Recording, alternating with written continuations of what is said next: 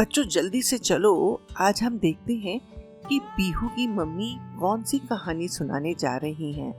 तो चलो ठीक से बैठ जाओ और सुनते हैं कहानी कछुआ और चांद।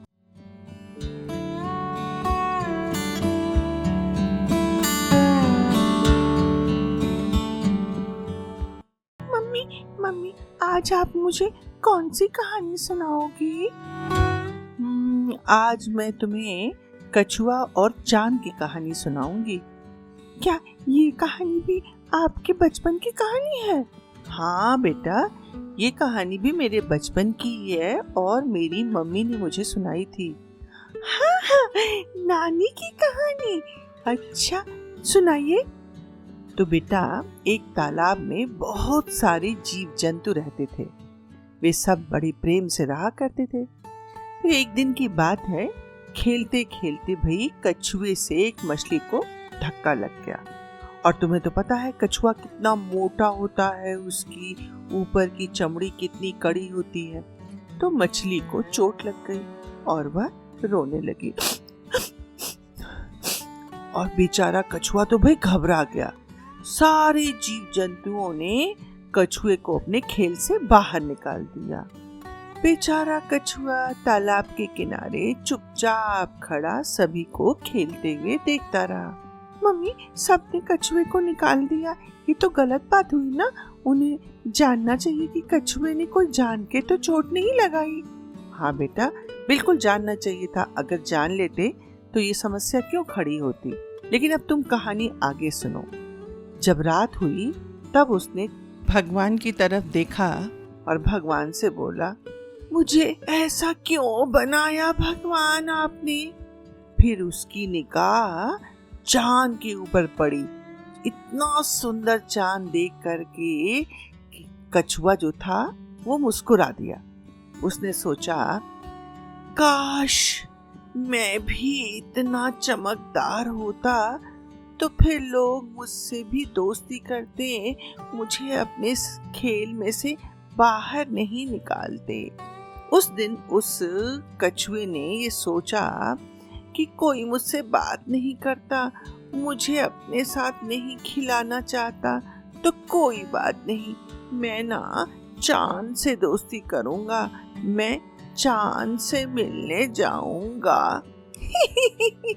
मम्मी, कैसे कोई चांद तक जा सकता है? हाँ बेटा, अब भाई कछुए ने जो सोचा मैं कहानी में तुम्हें वही बता रही हूँ।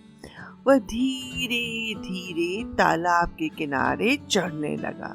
चढ़ता गया, ऊपर देखा और सोचा, अरे चांद तो बहुत दूर है।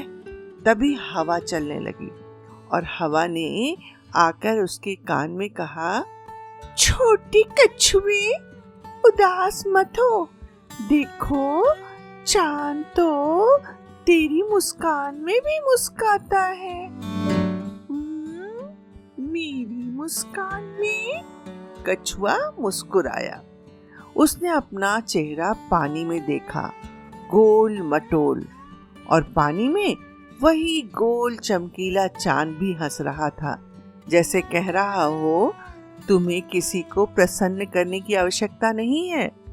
भगवान ने जैसा जिसको बनाया है वह उसकी सबसे सुंदर रचना है।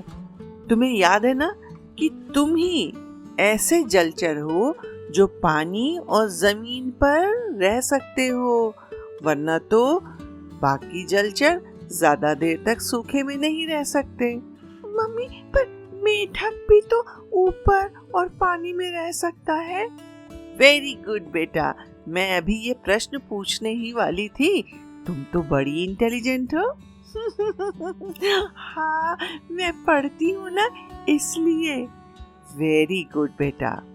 तो भाई उस हवा ने उस कछुए से कहा, तुम निरंतर चलते भी रहते हो, लंबे समय तक जीवित भी रहते हो। जब अपनी इतनी तारीफ कछुए ने सुनी तो कछुआ हंस पड़ा। हवा ने उसको हंसते हुए देखा तो पता है हवा ने क्या कहा? हवा ने कहा, ऐसे ही हंसते रहना, बड़े प्यारे लगते हो। कछुए ने पानी में अपना चेहरा देखा। उसे लगा वाकई वह तो बड़ा सुंदर लग रहा है। बस फिर क्या था, भगवान को धन्यवाद देकर कछुआ मटकता हुआ पानी में चला गया और खुश हो गया। तो पीहू, यहाँ होती हमारी कहानी खत्म। अब तुम बताओ, तुमने इस कहानी से क्या सीखा? मम्मी, हमें लगता है ना कि हमें कभी भी अपने को कम नहीं देखना चाहिए। हमेशा सोचना चाहिए कि भगवान ने हमें जैसा बनाया है सबसे सुंदर बनाया है। बहुत सुंदर बेटा, लेकिन कहानी से कोई एक ही सीख तो नहीं मिलती ना, और भी तो सीख मिलती है। और क्या तुमने सीखा? हमने सीखा कि अपने दोस्तों के साथ खेलते समय यदि चोट लग जाए तो हमें अपने दोस्त के मन की बात भी सुननी चाहिए कि उसने जान के चोट लगाई या गलती से उससे लग गई।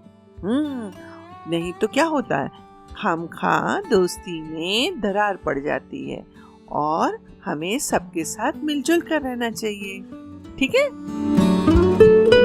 रुको रुको, अगर आपको ये कहानी पसंद आई हो तो वीडियो को लाइक करें, चैनल को सब्सक्राइब करें, नीचे दिए हुए बेल आइकन को जरूर दबाएं ताकि आपको ऐसी मजेदार कहानियाँ सुनने को जरूर मिले। धन्यवाद।